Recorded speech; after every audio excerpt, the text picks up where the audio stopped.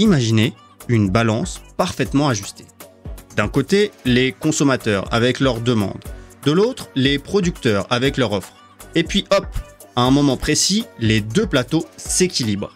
Cet instant fragile et pourtant fondamental, c'est le point d'équilibre du marché.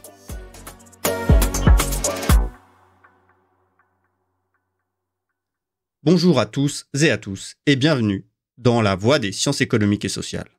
Pour ce nouvel épisode, aujourd'hui nous allons plonger au cœur de la formation des prix. Comment se fixe ce fameux prix d'équilibre, pourquoi il bouge, parfois brutalement, et surtout en quoi le marché permet de réaliser des gains.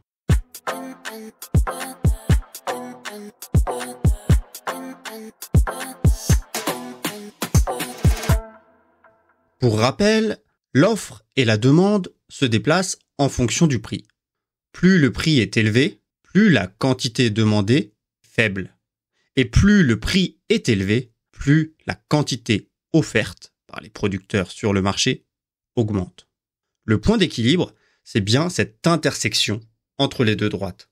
C'est le point où la quantité demandée est exactement égale à la quantité offerte. À ce prix-là, il n'y a ni excès d'offres, ni excès de demande. Chaque unité produite trouve preneur. Chaque acheteur satisfait son besoin. Et pourtant, on pourrait presque dire que c'est le moment magique où tout le monde est content. Enfin, en théorie. Car attention, cela ne veut pas dire que tout le monde accède au marché. Ceux qui sont prêts à payer moins que le prix d'équilibre sont exclus. Ils voudraient acheter, mais le prix est trop élevé. À l'inverse, les producteurs dont le coût de production est supérieur au prix d'équilibre restent eux aussi en dehors du marché. Vendre à ce prix ne serait pas rentable pour eux. Autrement dit, le marché fait un tri naturel. Seuls les consommateurs prêts à payer le prix d'équilibre et les producteurs capables de produire à ce coût participent à l'échange. Si le prix est fixé trop bas, la demande explose tandis que l'offre s'effondre. C'est la pénurie. Beaucoup d'acheteurs veulent consommer, mais il n'y a pas assez de produits disponibles. En pratique, les consommateurs veulent acheter plus, mais comme les producteurs sont moins rentables, eux, ils produisent moins. Certains quittent même le marché. Résultat, file d'attente, rationnement, voire des marchés parallèles, ce fameux marché noir. À l'inverse, si le prix est trop élevé, l'offre excède la demande. C'est la surproduction. Les producteurs proposent beaucoup, mais peu de consommateurs achètent. Dans ce cas, les stocks s'accumulent, les invendus s'entassent, et les producteurs finissent par écouler leur excès de production en faisant quoi ? En baissant leur prix. C'est là, à ce moment précis, que le marché révèle sa force. Il tend à s'auto-réguler. Quand le prix est trop bas et que la rareté crée de la pénurie, les prix remontent. Quand le prix est trop haut et que les produits s'entassent, les prix redescendent. C'est un peu comme un thermostat qui ajuste la température. Dès qu'il fait trop chaud ou trop froid, il corrige.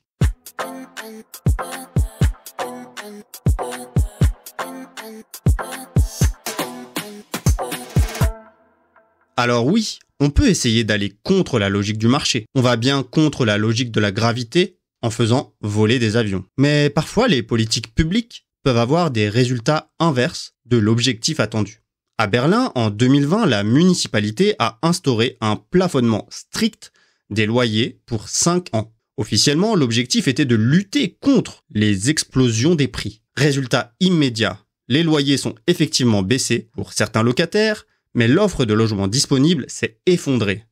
Beaucoup de propriétaires ont retiré leurs biens du marché locatif ou les ont transformés en résidences secondaires, voire en location de courte durée de type Airbnb. Les candidats à la location se retrouvent face à une pénurie de logements.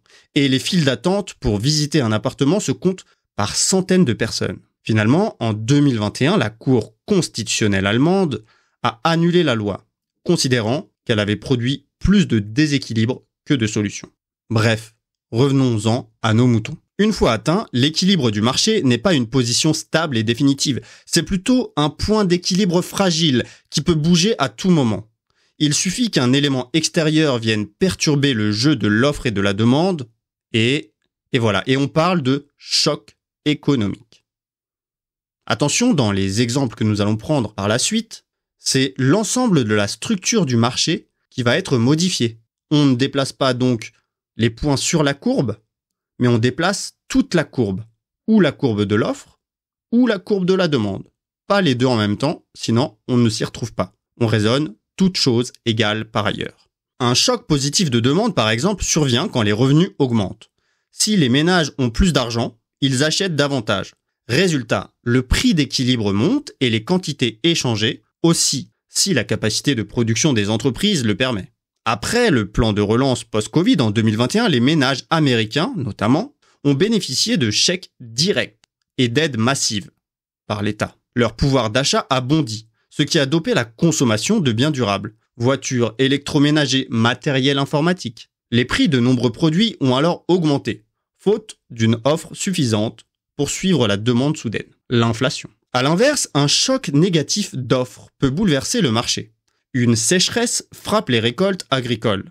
L'offre diminue, les prix s'envolent et les quantités chutent. En 2022, la guerre en Ukraine a fortement réduit l'offre de blé mondial. Pourquoi ? Parce que l'Ukraine et la Russie sont considérés comme le grenier du monde. Ils exportent leur blé, et notamment en Afrique.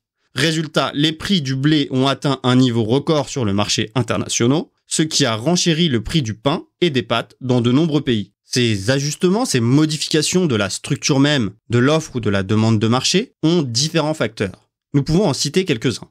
Côté demande, l'évolution des revenus, les prix des biens de substitution, les prix des biens complémentaires, les préférences des consommateurs ou la démographie. Côté offre, les coûts de production évidemment, tels que les salaires, le prix des matières premières, ou les innovations, mais aussi des crises extérieures comme une guerre ou une crise énergétique bien sûr. Faisons une petite pause.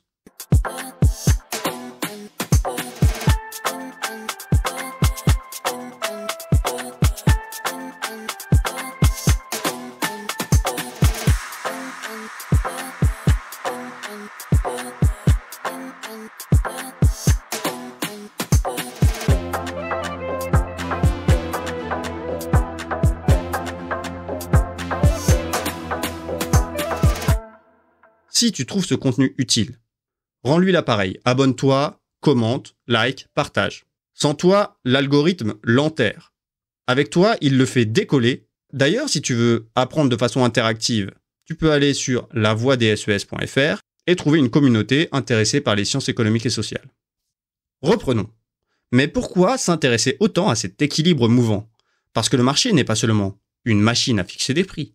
Il crée aussi des gains pour les deux parties. Imaginez un instant. Vous entrez dans une boutique. Vous avez déjà en tête un prix maximum. Disons 80 € pour un jean. Vous êtes prêt à sortir votre carte bleue. Et là, surprise, le jean est affiché à 50 €. Jackpot. Posez-vous la question. Qu'est-ce qui vient de se passer ? Vous repartez avec le jean et 30 € de gain dans la poche. C'est exactement ça, le surplus du consommateur. La différence entre ce qu'on était prêt à payer et ce qu'on paye réellement. Vous prenez l'ensemble des consommateurs du marché et vous avez le surplus du consommateur. Maintenant, mettez-vous à la place du vendeur. Imaginez un fabricant qui se dit « En dessous de 30 €, je ne vends pas. Ça ne vaut pas le coup. » Et finalement, il réussit à vendre son jean à 50 €. Résultat, 20 € de gain supplémentaire pour ce jean. C'est le surplus du producteur. Le petit plus qu'il empoche au-dessus de son prix minimum. Ces deux surplus mis bout à bout forment les gains à l'échange sur un marché concurrentiel. Plus ils sont grands, plus les ressources sont utilisées efficacement. Les économistes parlent même d'optimum de Pareto, une situation où on ne peut améliorer le sort d'un individu sans détériorer le sort d'un autre. Voilà pour le surplus du consommateur, du producteur et le surplus total sur un marché, qui est l'addition de l'ensemble des surplus de tous les acteurs du marché. Allons un peu plus loin en profondeur dans notre raisonnement. Posez-vous la question. Qui décide vraiment de ce qu'on produit et de ce qu'on consomme ? Personne ne donne d'ordre aux producteurs, personne ne dicte aux consommateurs quoi acheter, et pourtant tout s'organise. C'est la magie du marché. Le prix sert de signal. Quand un produit devient rare, son prix grimpe. Résultat, les producteurs sont motivés pour en fabriquer plus, tandis que les consommateurs réduisent un peu leur consommation. Et petit à petit, comme par un effet d'autoréglage, l'équilibre revient tout seul. On pourrait dire que le marché, c'est un peu comme une chorégraphie improvisée. Chacun danse pour soi, mais au final, ça donne un ensemble harmonieux. Et ce n'est pas une idée nouvelle. Déjà au XVIIIe siècle, Adam Smith, considéré comme le père de l'économie moderne, écrivait « Ce n'est pas de la bienveillance du boucher, du marchand de bière ou du boulanger que nous attendons notre dîner, mais bien du soin qu'ils apportent à leur intérêt. » Autrement dit, ce n'est pas parce que les producteurs veulent nous faire plaisir que nous mangeons, mais parce qu'ils cherchent à défendre leurs propres intérêts. Et paradoxalement, en poursuivant leur avantage personnel, ils contribuent malgré eux à l'intérêt collectif. C'est ce mécanisme qu'Adam Smith appelle la main invisible du marché. Le marché est donc un mode de coordination qui permet aux actions des individus, produire et consommer, de se coordonner de façon décentralisée par les prix. Plus tard, vous verrez qu'il existe d'autres modes de coordination. Par exemple, l'État, qui coordonne les actions individuelles via la hiérarchie qu'il y a entre les différentes strates de décision. Au terme de cet épisode, posez-vous la question, qu'est-ce qu'il faut vraiment retenir ? 3 idées simples mais essentielles. D'abord, le prix d'équilibre, c'est ce point magique où l'offre et la demande se rencontrent. Chaque produit trouve preneur, chaque consommateur prêt à payer ce prix est servi, mais attention, cet équilibre n'est jamais garanti, certains restent toujours exclus du marché et il peut être perturbé par des ajustements. Ensuite, les équilibres et les chocs. Une crise agricole, une flambée soudaine des prix, une hausse des revenus, tout cela déplace les courbes d'offres et de demande et fait bouger l'équilibre en permanence. Enfin, les gains à l'échange. Producteurs comme consommateurs ressortent gagnants grâce au surplus qu'ils réalisent. Mais gardons une chose en tête, ce tableau, presque parfait, correspond au modèle de la concurrence pure et parfaite, qui reste largement théorique. Dans le monde réel, les marchés sont bien différents. Monopole, oligopole, concurrence monopolistique. Autant de situations où certains acteurs ont du pouvoir et peuvent influencer les prix. Et c'est justement ce que nous allons explorer dans le prochain épisode. Car quand la concurrence n'est pas totale, les règles du jeu changent complètement.